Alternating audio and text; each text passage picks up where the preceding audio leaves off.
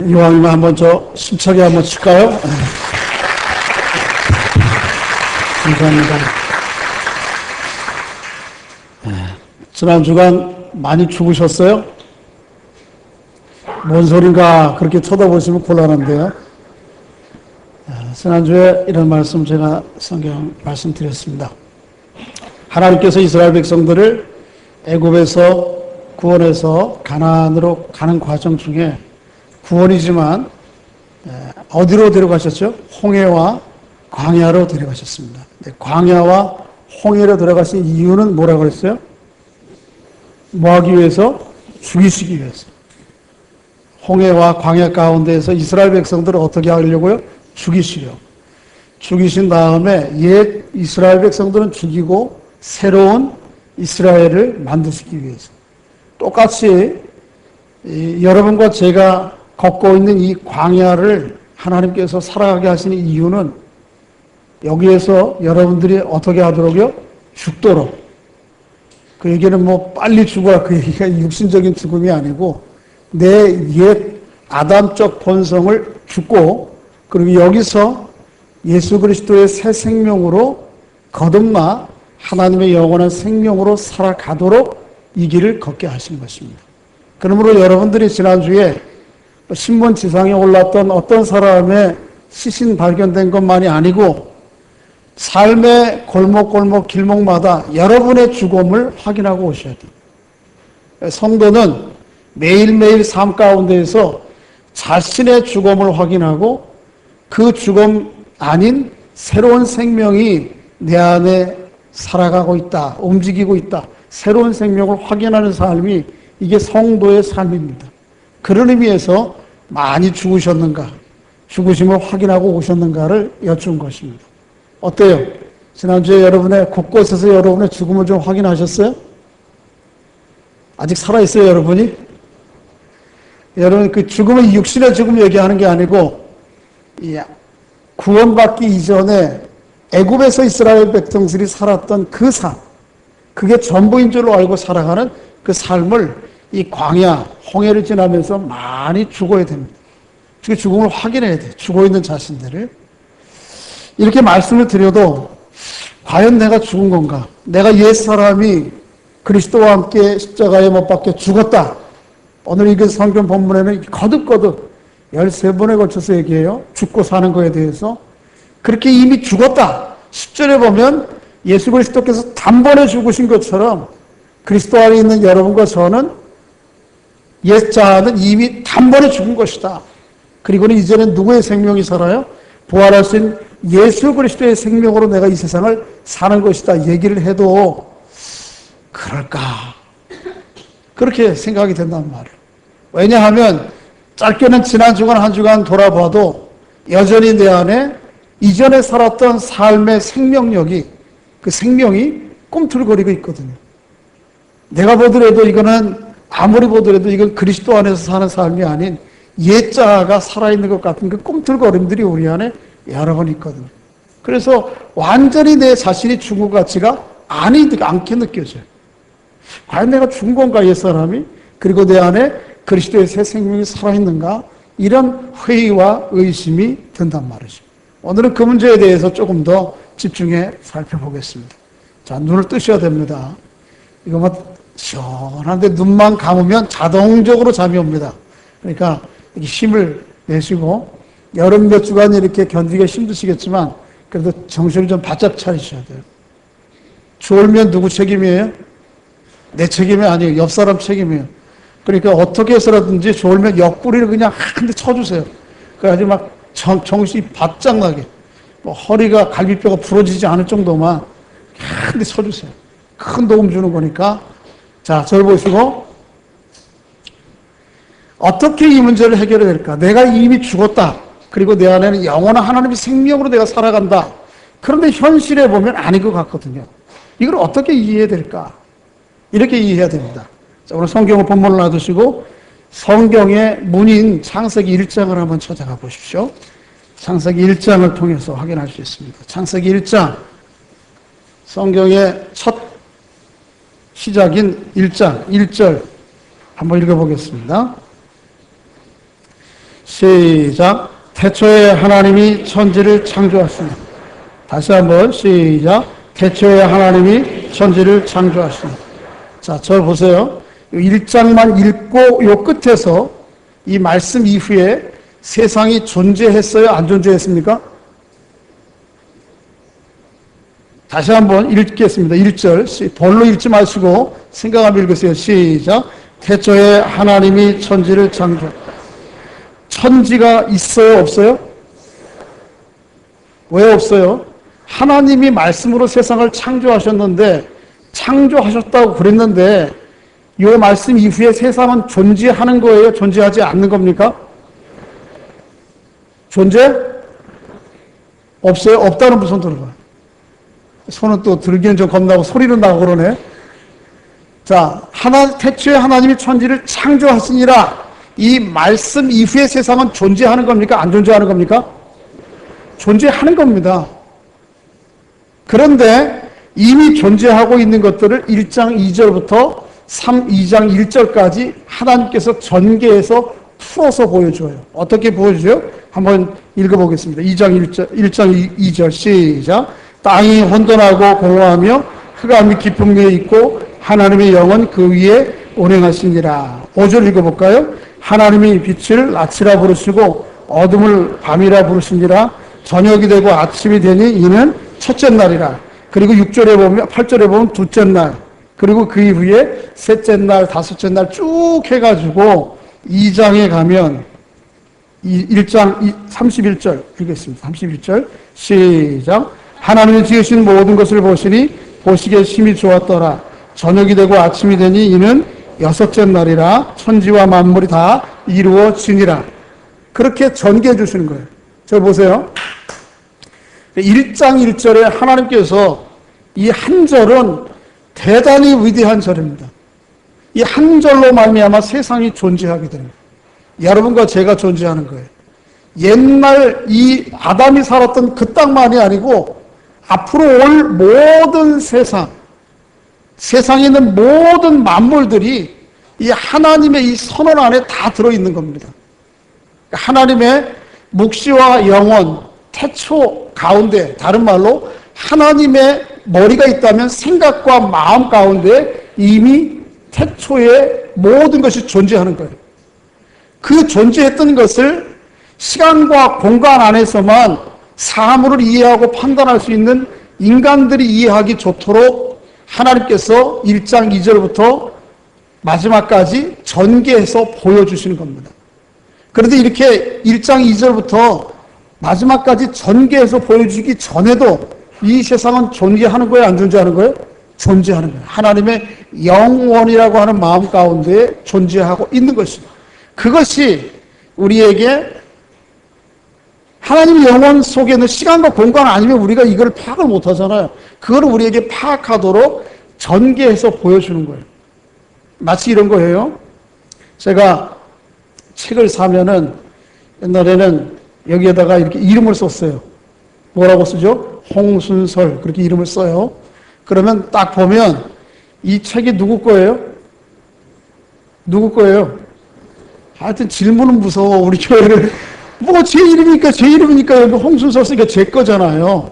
분명해. 누가 봐도. 저도 보고 혹시 여러분이 봐도 어떻게? 분명하다고. 이름 써있는 대로 갖다 줘야 돼. 여러분 저 뒤에 저기 교회 빛이 성경을 해놨는데 한 3분의 1은 없어졌어요. 제가 종종 여러분 가정에 신방 가서 예배를 드리려고 그러면 가지고 나와서 예배를 드리는데 보면 저 교회 성경이야. 빨리 갖다 놓으세요. 예배 드리고 가방에 넣고 갔다 그냥 잊어버리고 쓰는 거야. 예? 여기 위에 한 50권, 그 다음에 3층에도 한 30권 갖다 놨는데 한 3분의 1은 어디로 갔는지 못 찾겠어요. 근데 어쨌든 거기에 잘 보시면 은천교회라고 써 있어요. 누구 거예요, 그거? 여러분 사유하지 마시고. 근데 이름을 제가 여기에다 안 쓰고 여기다 쓰는 이유는 뭐냐 하면 이거 하나 찢어버리면 끝나는데 여기다 쓰면 지워지지가 않아요. 그런데 이렇게 여러분이 봐도 제가 봐도 분명한 제 소유의 성경을 딱 펼쳐서 보시면 그리고 쓰여진 면이 좀 이렇게 기울어져 보이면 이쪽 면을 보면 글씨가 제대로 보여요, 안 보여요? 이게 무슨 자인지 알아요, 몰라요? 홍자도 절반으로 갈렸고 순자도 절반으로 갈려. 이게 뭔지 모른단 말이에요. 이쪽 반대편을 봐도 몰라요. 이쪽과 이쪽이 펼쳐져 있으면 아귀가 안 맞으니까 이게 도대체 뭔지 모르는 거예요. 영혼과 이 세상이 바로 그런 관계 속에 있어요. 하나님의 영혼과 마음, 태초 속에는 너무 분명한 하나님의 세상 창조와 구원의 역사들이 시간과 공간에 펼쳐진 여러분과 제가 느끼는 세상 가운데 펼쳐놓고 보면 이것이 때로는 아귀가 안 맞아 보이고 이치가 안 맞아 보이는 거예요. 하나님께서 세상을 첫 창조도 그렇게 하셨지만 두 번째 창조, 예수 그리스도로 말미암은 두 번째 창조에도 그런 양상이 똑같아요. 여러분과 제가 그리스도와 세례로 연합되어서 이미 죽었고 이미 또 우리 안에는 부활하신 예수의 생명이 있다. 이거 사실이에요, 아니에요? 존재예요, 아니에요? 그렇게 존재하는 거예요. 그런데 이것은 이미 하나님의 마음과 묵시와 영혼 가운데 이미 완성되고 결정되고 이루어진 일이에요. 그런데 시간과 공간 가운데 펼쳐놓고 보면 때로는 그런 것 같지 않게 느껴지는 거예요. 아기가 안 맞게 느껴지는 것일 뿐이에요. 그런데 실제는 어떻습니까? 하나님의 영혼의 관점에서 보면 나의 구원과 부활의 생명은 너무도 분명하고 확실한 것이라는 거죠. 그러니까 여러분이 혹 세상을 펼쳐진 이 세상을 공간 가운데 이 세상 가운데 역사와 세상 가운데 살아가면서 하나님의 구원이 안 느껴지고 때로는 눈에 딱 명확하게 들어오지 않는 이유가 거기에 있단 말이죠. 조금 더 설명을, 우리의 구원의 양상들을 조금 설명을 드리면 이해가 빠를지 모르겠어요. 자, 저를 보세요. 혹시 요즘 구원파 많이 있죠. 구원파는 이 유병원 구원파이 아니고 또 유사한 구원파들이 있어요. 그 사람들이 예수 믿는 사람들에게 와서 딱 묻는다고요. 당신 구원 받았냐고. 그러면 어떻게 해요? 권사님 구원 받았어요? 안 받았어요? 그럼 이제 또 딱 물어봐. 죄 지어요? 안 지어요? 죄요? 안 지어요? 근데 구원 받은 거예요? 그러면 이제 입이 우리가 딱 다물어져가지고 이게 어떨 줄은 몰라. 아, 이게 뭔가, 그러고 뭐가 있는 거. 그러고 이제 끌어가요. 그런데 여러분 구원파나 유사한 사람들이, 이단들이 여러분에게 오셔서 구원받았냐? 구원받은 날짜 아냐? 그렇게 물어보면 거꾸로 물어봐요. 이렇게 물어봐.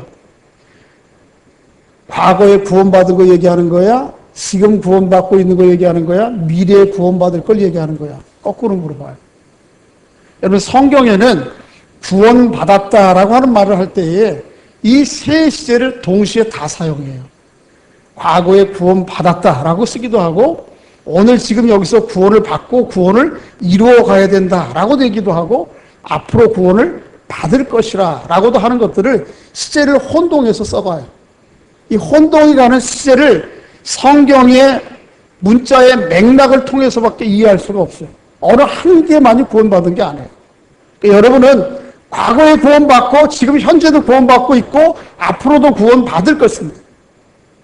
이것에 대한 이해를 우리가 좀 잘하면 우리 안에 영혼 가운데 이루어지는 하나님의 역사들이 어떻게 눈에 보이는 세상과 역사 가운데 전개되는 것과 이렇게 일치하게 되는가 하는 것들을 이해하게 돼요. 자, 보세요. 여러분이 이미 구원 받았어요? 안 받았어요? 받았죠? 언제 구원 받았어요? 예수 그리스도를 믿을 때. 그것도 그 믿음의 순간이라고 하는 것을 나의 의식과 내가 이 시간과 공간 속에서는 정확하지가 않지만 그것을 아시는 분은 누구죠? 하나님이세요.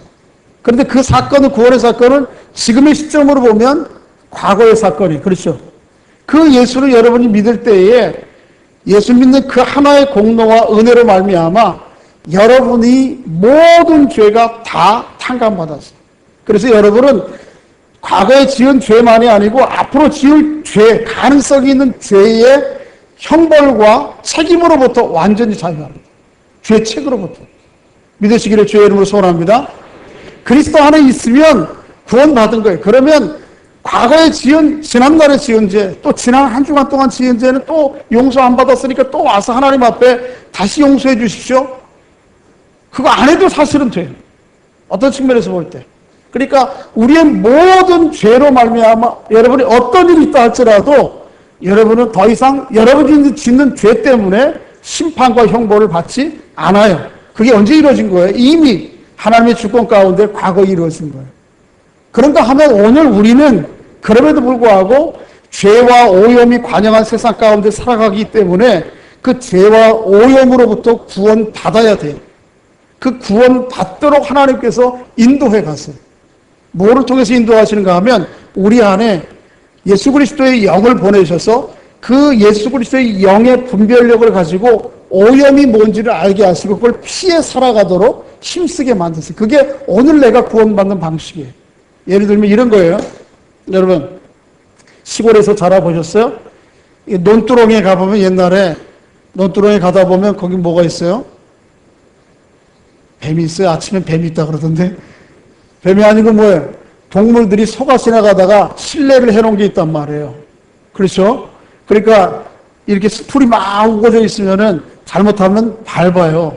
그런데 눈이 밝은 사람은 그 소 깨서 해놓고 간 거를 피해요, 안 피해요? 피해 간단 말이죠.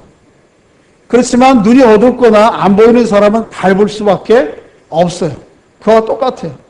요한복음 16장에 보면 하나님께서 우리에게 성령을 보내셔서 성령으로 하여금 죄가 무엇인지 의가 무엇인지 심판이 무엇인지 죄와 의 가운데 잘못 선택하면 결과가 어떤 것인지 그 얘기예요. 그거를 보게 하신다. 그걸 보고 이 세상의 죄와 오염된 세상을 살아가면서 온갖 여기 저기 지뢰가 많지만 그 지뢰를 분별하고 보고 피해가도록 살아가. 또 적극적으로 얘기하면 그 16장 이하에 보면 진리 가운데로 우리 인도에 갔어요. 그러니까 우리가 예수님 그런데 그렇게 살아가다 보면 아무리 밝게 눈 뜨고 가다가도 때로는 밟아요, 안 밟아요? 밟죠. 여러분 안 밟아보셨는지 모르지만 저는 밟아봤거든요. 그렇게 눈 밝히고 가도 밟아진다고. 그러니까 예수 믿고 사는 사람들이 이미 내가 십자가상에 죽었다. 더 이상 죄로부터 완전히 자유롭지 못해. 이 죄와 오염과 영향력 가운데 살아가다 보면 눈 밝혀 걸어가도 밟기도 하고 거기에 묻기도 하고 하는 거예요. 그렇지만 하나님께서 분명한 것은 점점 성령의 분별력 가지고 그것을 보게 하시고 이건 더러운 거다 생각하고 어떻게 피해가려고 하고 혹 밟았으면 어떻게 빨리 가서 어떻게 하고 씻고 바로 가도록 우리를 인도해 가신다. 그게 뭐냐 하면 오늘 우리를 죄와 오염으로부터 하나님께서 우리를 구원하시는 거예요. 그러니까 그 구원은 오늘도 필요한 거예요? 안 필요한 거예요? 필요한 거예요. 그런가 하면 언젠가는 우리가 죄의 존재 자체부터 아무것도 없는 그 자리에 죄를 내가 지으려고 하는 게 아니고 아무리 눈 씻고 찾아봐도 죄를 발견할 수 있는 그 상황 가운데 우리를 인도하시고 가시고. 그걸 다른 말로 얘기하면 죄의 존재로부터 우리가 자유롭게 된다. 그렇게 얘기해요. 언제 될지 모르지만. 그런데 하나님께서 이렇게 지난 과거에 우리를 죄로부터 구원하시고 오늘 우리를 다시 인도하시고 구원하시고 결국은 어떻게 해요? 우리를 죄의 흔적조차 없는 그 자리까지 우리를 인도해 가실 거라시는 거예요. 부활도 마찬가지예요. 부활. 여러분 이 세상의 첫 부활이 언제 시작되었어요? 예수 그리스도가 십자가에 죽으시고 부활할 때. 그러니까 여러분의 부활의 생명은 언제 주어졌습니까? 시간적으로 보면 그때 주어진 거예요. 예수 그리스도를 믿음으로 말미암아 시간과 공간을 초월해서 그 주님과 함께 하나가 됨으로 말미암아 여러분과 제 안에 무슨 생명이 있어요? 예수 그리스도의 부활의 생명이 있다고. 할렐루야. 뭐 믿을래 믿고 말래 말아요. 여러분과 저 안에 부활의 생명이 있다니까. 근데 이 부활의 생명을 시간적으로 펼쳐보면 언제 이르는가 하면 시간적으로 보면 2000년 전에 공간적으로는 어디에서요? 저 팔레스틴 지역에서. 그렇지만 그 시간과 공간을 초월해서 이미 하나님의 영혼과 마음 가운데에서 이미 있었던 거 이루어진 거예요. 그 부활의 생명이 또 오늘 우리에게도 다시 역사해요. 우리 안에. 어떻게? 부활의 생명의 권세와 능력으로 말미암아 우리가 그 부활의 능력으로 말미암아 오늘을 살아가요. 때로는 삶의 시련이 있고 어려움이 있고 낙심하고 절망하고 생을 포기할 것 같은 그런 순간에서도 우리 안에 있는 예수의 부활의 생명이 우리를 다시 한번 이렇게 세우는 역사들. 여러분 그렇게 경험하실 거예요. 그게 오늘 경험하는 부활이에요. 그런가 하면 언젠가는 이 부활이 완전히 완성되고 종결되는 때가 와요. 이미 하나님 마음 안에서는 완성되어 있지만 시간과 공간 속에서 전개되어 갈 때는 좀 다르잖아요. 그런데 이 시간과 공간 속에서도 그 부활이 완전히 종결되고 완성되는 때가 있다니까요. 그게 언제예요? 내 몸의 부활의 때예요. 여러분과 저의 부모의 부활의 때. 그때가 되면 이 부활을 도저히 거부할 수가 없어요. 지금은 길까 뭘까 이런데 내가 부활했는데 어떻게 그때. 이렇게 죄와 부활에 대해서 하나님의 영혼과 주권 가운데서 이미 완성됐고 이루어졌지만 그것이 우리가 느끼고 볼 수밖에 없는 방식인 이 세상과 역사, 시간과 공간 안에서는 그런 식으로 전개되어 가고 있다라고 하는 것이. 그것 때문에 우리가 오늘 본문에는 사도 바울이 이미 너희는 예수 그리스도 안에 죽었고 너희 안에 예수 그리스도의 생명으로 산다라고 하는 말을 13번에 걸쳐서 여러 번 반복하지만 우리가 때로는 긴가 민가 그럴까 아닐까 회의하고 의심하는 겁니다. 그렇지만 믿으시기를 바랍니다. 하나님의 주권 안에 이미 여러분의 옛자 안에 어떻게 했어요? 죽었어요. 그리고 여러분 안에 예수의 부활의 생명이 살아 역사합니다. 지금은 혼재되어 있지만 어느 땐가는 아무리 부인을 내야 부인할 수 없는, 죄를 씻을래야 찾아볼래야 찾아볼 수 없는, 이 부활이 긴가 민가 의심해볼래야 의심해볼 수 없는 분명한 이 몸의 부활의 때가 우리 모두에게 온다라고 하는 사실. 이 사실을 믿고 이 세계를 살아가는 여러분과 제가 될 수 있기를 주의 이름으로 소원합니다. 아마 오늘 본문을 쓸 당시에 성도들이 오늘 우리와 비슷했나 봐요. 이렇게 하나님의 진리의 말씀을 증거하고 가르쳤음에도 불구하고 이 성경 본문을 받는 로마서 교회뿐만 아니고 모든 교회 성도들이 제대로 믿지 않았어요. 그러니까 사도 바울이 오늘 본문에서 보면 이 사실을 믿게 하기 위해서 여러 번 다른 표현으로 강조해 주고 있어요. 한번 보세요. 먼저 어디를 찾으시냐면 6장 오늘 본문으로 다시 돌아오셔서 한번 3절 읽어보겠습니다. 3절 시작. 무엇 그리스도 예수와 합하여 세례를 받은 우리는 그의 죽으심과 합하여 세례를 받은 줄을 알지 못하느냐. 이미 우리는 어땠다고요? 죽었고 예수 그리스도와 세례로 말미암아 어떻게 했다고? 다시 거듭났다. 새로운 생명이 있다는 사실을 알지 못하느냐. 알아야 된다는 말을 알아야 된다. 두 번째 11절 한번 읽어보세요. 11절 시작. 이와 같이 너희도 너희 자신을 죄에 대한 죽은 자요 살아있는 자로 여길지어다. 그렇게 알고 그렇게 어떻게 해야 돼요? 여겨야 되는 겁니다. 또 하나 더 보세요. 8절 읽습니다. 8절 시작. 만일 우리가 그리스도와 함께 죽었으면 또한 그와 함께 살 줄을 믿어야 되는 것입니다. 하나 더 보세요. 4절 읽습니다. 시작. 그러므로 우리가 그의 죽으심과 합하여 세를 받음으로 그와 함께 장세되었나니 이는 아버지의 영광으로 말미암아 그리스도를 죽은 자 가운데 살리심과 같이 우리를 또한 새 생명 가운데 행하게 하려는 것을 행한 것이 있는 거예요. 종합하면 한번 따라해 보겠습니다. 알고 여기고 믿고 행하라. 이 알고 믿고 여기고 행하라는 말은 서로 다 다른 말 같은데 사실은 다 같은 말이에요. 같은 것을 우리가 이해할 수 있는 다양한 방식으로 표현해 주는 거예요. 자, 성경에서는 무엇을 안다라고 할 때에 머리로 아는 것만을 아는 것이라 이야기하지 않습니다. 그러니까 성경을 지혜로, 머리의 지식으로 아는 것은 아는 게 아니에요. 모르는 거예요. 그건. 자, 저를 보세요. 선을 행하다 낙심하지 말지니. 이게 성경의 말씀이죠? 여러분 그 말씀 알아요? 몰라요? 알죠, 다. 선을 행하다 낙심하지 말지니. 이 말씀을 우리가 구두적으로는 알아요, 다. 들어봐서.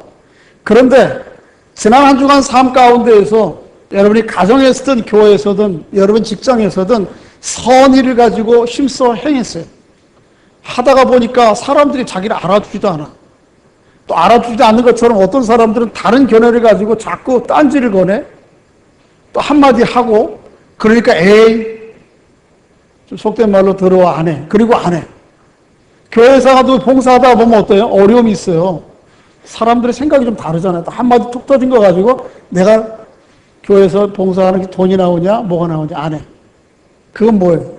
그렇게 한다면, 만약 그렇게 했다면 선을 행하다 낙심하지 말지니, 이 성경을 안 거예요? 모른 거예요? 모른 겁니다.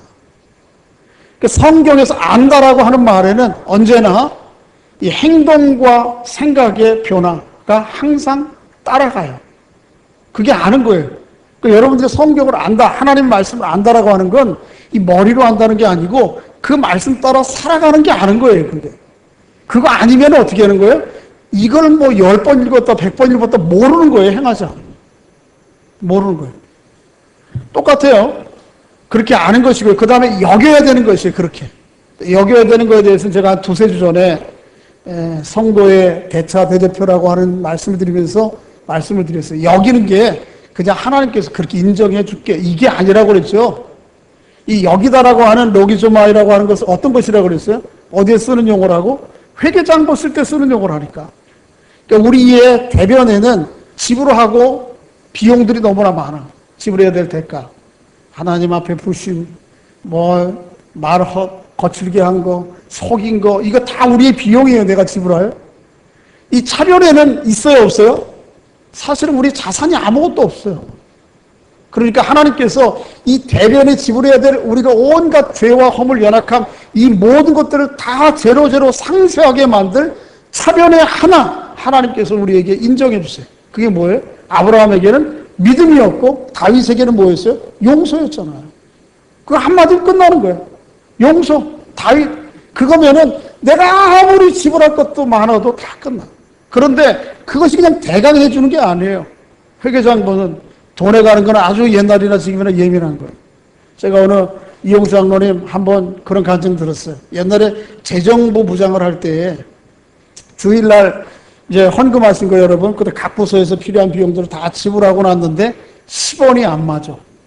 왼쪽과 수입과 지출이. 그래서 이거를 계속 재정부원들 데리고 붙들고 앉아 있을 수는 없고 이거를 가지고 집에 가셔서 밤새 그걸 맞췄다는 거예요. 맞춰봤대. 도대체 이 10원이 왜 안 맞냐? 에? 수입의 기록을 잘못한 거냐? 지출의 기록을 잘못한 거냐? 장로님이 잘 아시긴 아시지만 원래 모든 재정에 대해서는 그렇게 정확하고 명확하고 확실해야 되는 겁니다.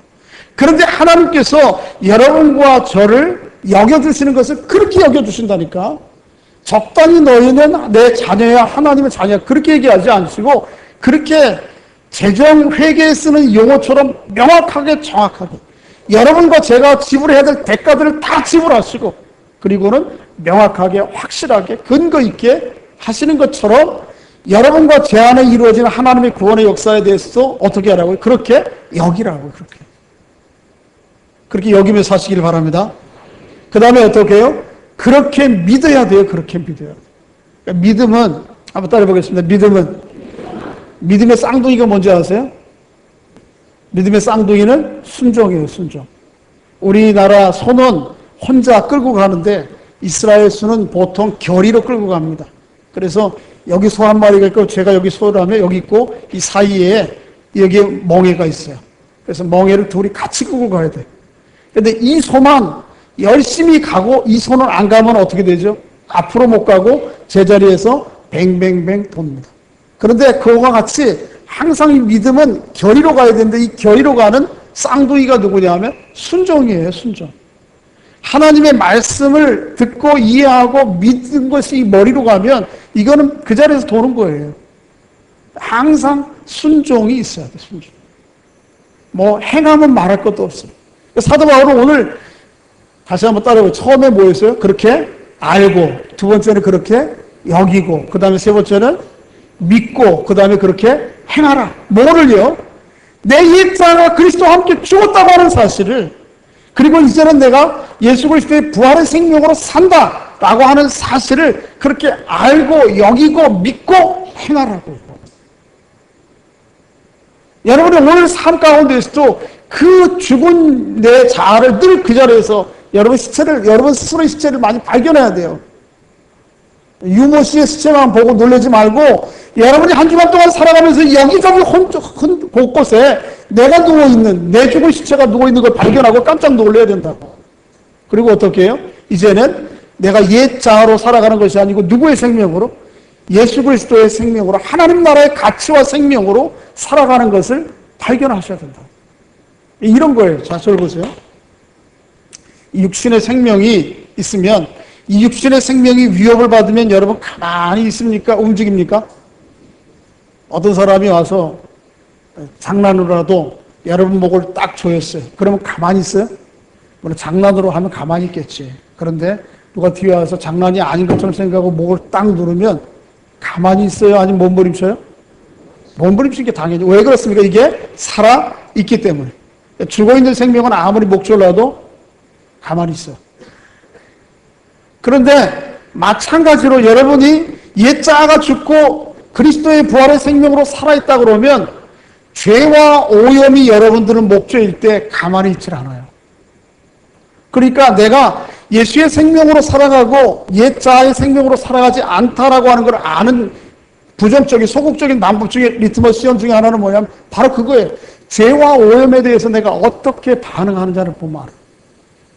눈이 다친 사람은 밟고도 이게 진흙인지 소가 해놓으신 건지 알아요? 몰라요? 몰라요. 눈이 다친 사람은 이게 소가 쌓아놓은 건지 진흙을 밟은 건지 몰라요. 그러나 눈이 보인 사람은 밟지 않아요. 밟아도 알고 가서 어떻게 씻어. 그러니까 여러분이 옛자아가 죽고 그리스도의 생명으로 살아있으면 이런 분별력이 생겨요. 그래서 피해가고요. 피하다가 못 피했으면 밟았으면 어떻게 가서 씻고. 그렇게 오염에 대한 내 반응을 보면 내가 정말 그저 옛자 아담적 생명으로만 사는 사람인지 그리스도의 생명으로 사는 사람인지 알아요. 조금 더 적극적인 시험지가 있는데 그건 뭐냐 하면 하나님과 하나님의 역사에 대한 반응을 보면 알아요. 하나님에 대해서 또 하나님의 뜻과 하나님의 말씀에 대해서 내가 어떻게 반응하느냐를 보면 내가 정말 예수의 생명이 이 안에 있는지 없는지 안다니까.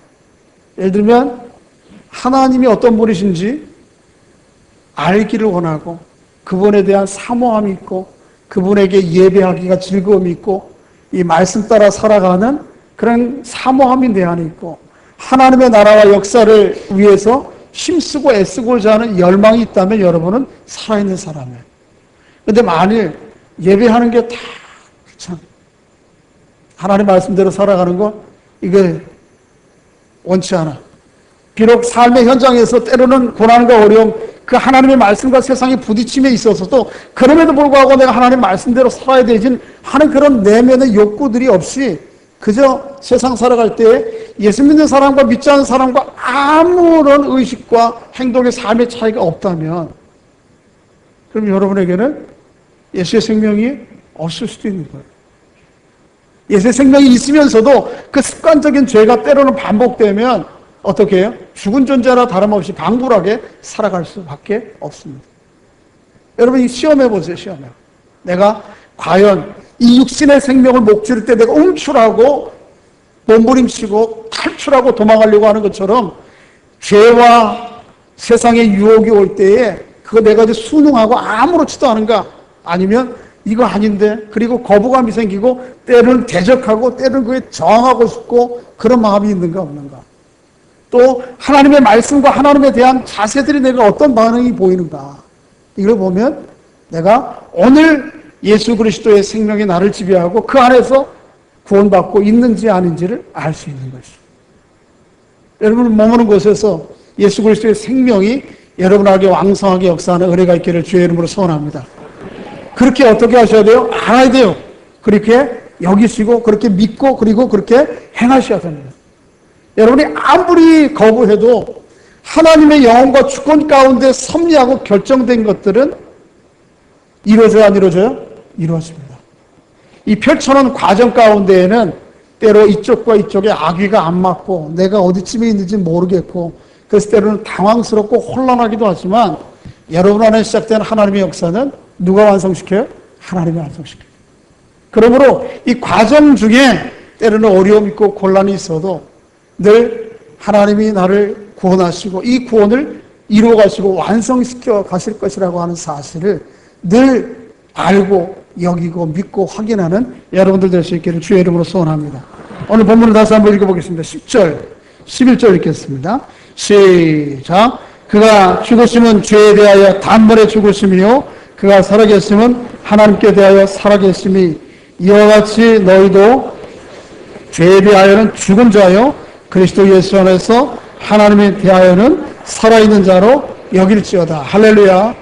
그렇게 믿고 여기고 또 알고 행하시기를 바랍니다. 그렇게 하다 또 밟았어. 그럼 어떻게 돼요? 너무 걱정 안 해도 돼.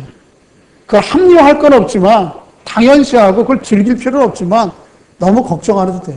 누구에게 나오면 돼요? 가서 씻으면 돼요. 씻으면 돼. 예수님 말씀하셨잖아요. 몸까지 다 씻은 사람은 그저 몸만 씻으면 돼요? 발만 씻으면 되는 것처럼 가셔서 하나님 앞에 나가서 저는 이렇습니다. 씻으면 되는 거예요. 하나님께서 그 모든 구원의 과정들을 이끌어 가시고 완성시켜 가실 것이다. 이제 제가 이런 말씀을 드리면 마쳐야 되겠습니다. 장종윤이라고 하는 시인이 쓴 방문객이라고 하는 시가 있어요. 이런 시예요. 제가 저를 보세요.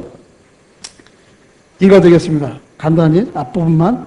사람이 내게 온다는 것은, 방문한다고 하는 것은 실은 어마어마한 일이다. 그는 그의 과거, 현재, 그리고 미래와 함께 오기 때문이다. 한 사람의 일생이 오기 때문이다. 사람이 누구에게 나에게 온다고 하는 것은 이거 어마어마한 일이에요. 왜요? 그가 살아온 지난 과거와 오늘의 그와 앞으로 살아갈 그가 내게 오는 거기 때문에. 그 전부가 오는 거기 때문에 대단한 일, 귀한 일이다. 여러분이 세상 가운데에서 만나는 한 사람 한 사람을 늘 그런 마음으로 맞을 수 있기를 주의 이름으로 소원합니다. 하물며 하나님께서 내게 온다고 하는 것이 얼마나 어마어마한 사실이냐. 안 그래요? 하나님의 시간적으로 풀어내서 얘기할 수밖에 없지만 있다면 하나님의 과거와 하나님의 현재와 하나님의 미래가 우리에게 전부 오는 것이라. 하나님에게는 시간과 공간이 제약된 분이 아니기 때문에 그렇게 얘기할 수 없지만 하나님의 전부가 오는 거예요. 그러니까 이미 우리를 하나님께서 이전에 과거에 하나님의 자녀로 불러주셔서 이 자리에 와 있으면 오늘 이 자리에서 때로는 현실이 어렵고 힘들어서 넘어지고 엎어져도 그것 때문에 낙심하고 절망하지 마세요. 결국 하나님께서 어떻게 해요? 하나님의 미래 가운데는 여러분이 거기 가 있다니까. 하나님께서 그것을 완성시켜 가실 것이라. 그 하나님의 미래, 과거, 현재, 미래가 하나님의 전부가 내게 와 있는데 왜 이게 확신하지 못하고 의심하고 때로 낙심하고 절망하느냐. 바울의 얘기가 그것입니다. 이 말씀을 기억하시고 여러분의 펼쳐진 세상 가운데 하나님의 과거, 현재, 미래를 이루어 가실 것입니다. 내 펼쳐진 세상은 때로는 내가 보더라도 못마땅하고 받아들이기 어려운 거 있을 수 있어요. 그렇지만 하나님께서 그것을 이끌어 가시고 인도해 가실 것입니다. 그래서 여러분의 머지않은 장래에 참 하나님께서 이렇게 하시려고 하셨군요 라고 그렇게 찬양하며 고백하는 그날을 우리 모두가 다 맞을 수 있기를 주의 이름으로 축복합니다. 한번 따르게 서로에게 축복해 주시기 바랍니다. 그렇게 알고 여기시고 믿으시고 행하십시오. 할렐루야. 한 번 더 얘기했어요. 한 주간 동안 당신의 시체를 많이 확인하십시오. 아시겠어요? 여러분의 세상적인 옛자아가 죽음을 삶의 곳곳 흔적에서 찾으셔야 됩니다. 그리고 그것만 찾는 게 아니에요. 내 안에 누구의 생명이? 예수의 생명이, 영원한 생명이 왕성하게 역사하고 움직이는 은혜들을 또 한 주간 체험하며 살아가는 삶의 은총이 있기를 주의 이름으로 축복합니다.